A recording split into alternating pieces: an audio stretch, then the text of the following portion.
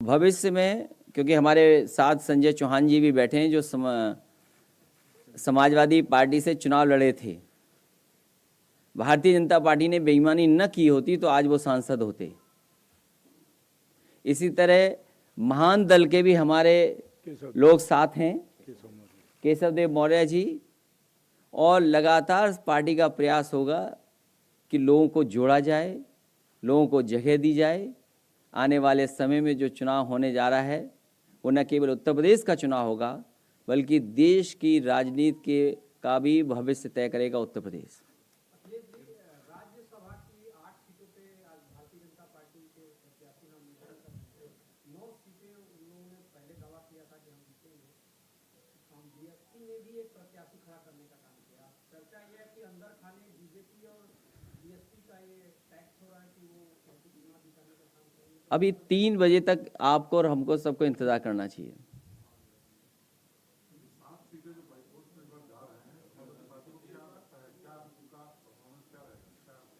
मेरे से बेहतर आप लोग बता सकते हैं। समाजवादी पार्टी का परफॉर्मेंस बहुत अच्छा रहेगा। टारगेट 2022 है और उसकी शुरुआत होगी बाई इलेक्शन से।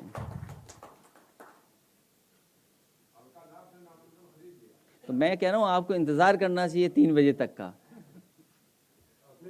महिलाओं के खिलाफ अपराध को लेकर बहुत चिंता जताई गई थी बीते कुछ दिनों में।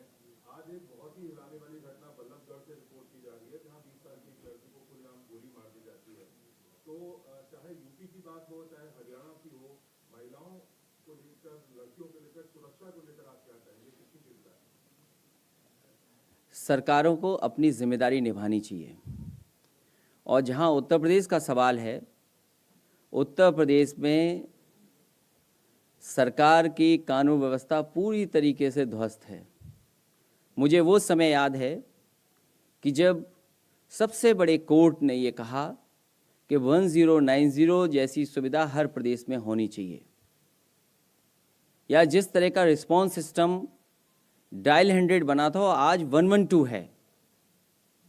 अगर इसी तरह का हर प्रदेश में और समाज को जागरूक किया जाए तो मैं समझता हूं महिलाओं के प्रति, बेटियों के प्रति जो इस तरह की घटना हो रही हैं वो नहीं होंगी।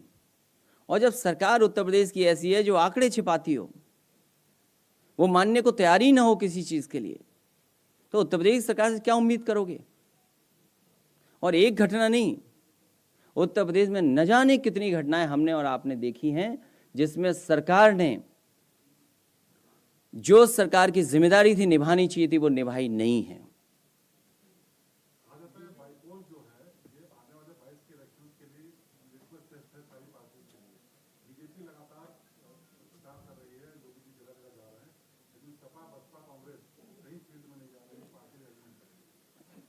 समाजवादी पार्टी लगातार काम कर रही है और जब परिणाम आएगा तो फिर हम और आप यहीं पर बैठ करके एक बार बातचीत कर लेंगे।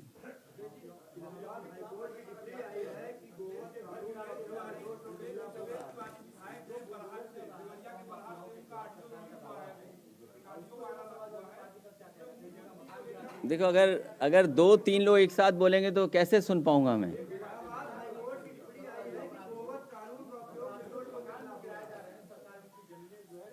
ये सरकार जिन लोगों के पुश्तैनी घर मकान हैं उन पे भी बुलडोजर चला रही है। और हमसे ज़्यादा कौन अच्छा समझेगा सरकार को?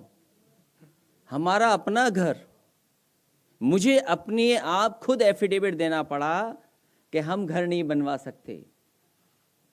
तो सरकार जो कर रही है, सरकार को ये सोचना चाहिए कि पुश्तैनी घर मकानों पे अगर बुलडोजर चलेंगे तो देश में न जाने कितने ऐसे घर हैं जिनके नक्शे पास नहीं हैं।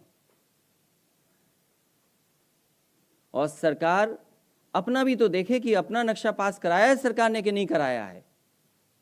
कोई मुझे ये बताए कि मुख्यमंत्री आवास का नक्शा पास है कि नहीं है।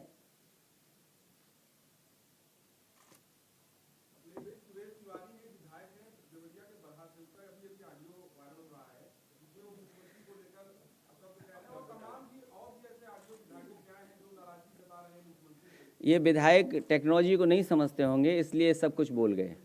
मैं उनको बधाई देता हूँ कि उन्होंने कम से कम सच तो बोला।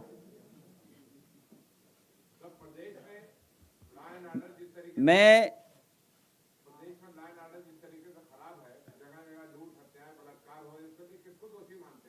सरकार, मुख्यमंत्री खुद, जब मुख्यमंत्री जी ये कहेंगे कि ठोक दो, तो प्रदेश में पता ही नहीं है किसको किसको ठोकना है। इसलिए मैं धन्यवाद देता हूं, मैं अपने सभी साथियों का स्वागत करता हूं जो आज समाजवादी ही हैं और समाजवादी पार्टी में शामिल हुए। मैं बहुत बहुत बधाई देता हूं। इसी तरह लगातार पार्टी में शामिल करने के लिए काम करते रहेंगे और उत्तर प्रदेश को खुशहाली के रास्ते पे ले जाने के लिए समाजवादी पार्टी काम करेगी। इलाहाबाद हाईकोर्ट की टिप्पणी आई है कि उत्तर प्रदेश में गोवध कानून का उपयोग जो है निर्दोष लोगों के खिलाफ हो रहा है, क्या कहना है? मैं हाई कोर्ट का स्वागत करता हूं। कहीं ना कहीं उन्होंने पूरी जानकारी ली होगी, उनको जानकारी मिली होगी। और सरकार कैसी आप नहीं जानते। आप सच लिख दीजिए, अगर ना आप जेल चले जाएं तो बताइएगा। कितने पत्रकार जेल चले गए, एफआईआर लिख गई उनमें, एक पत्रकार अभी भी जेल में है। तो यस तो बोल रहे हो, सच तो बोल दो। अगर सच बोले और जेल ना चले गए तो बताइएगा। इसलिए जनता तैयार है उत्तर प्रदेश की इस सरकार को हटाने के लिए। जब कभी जनता को मौका मिलेगा तो आप देखिएगा कि किस तरीके से सरकार हटती है। बहुत धन्यवाद। तो समाजवादी पार्टी के अध्यक्ष अखिलेश यादव जिन्होंने आज प्रेस कॉन्फ्रेंस की है और इस दौरान कई बड़े नेता जो कि समाजवादी पार्टी में शामिल हुए हैं। इसके साथ ही सरकार पर हमला बोला गया उनके जरिए और कहा कि किसान और आम आदमी परेशान है। उन्होंने कहा कि कोरोना के टेस्ट लगातार होने चाहिए और कहा है कि ये सरकार जाने वाली है। तो कहीं ना कहीं दम भरते हुए इन बाय इलेक्शंस को लेकर कहा गया है कि अब रणनीति जो है वो 2022 को लेकर बन रही है। उन्होंने कहा कि सीएम आवास का नक्शा पास है क्या? तो ये सवाल इस प्रेस कॉन्फ्रेंस के दौरान किए गए और साथ ही कई बड़े नेता जो कि समाजवादी पार्टी में शामिल हुए हैं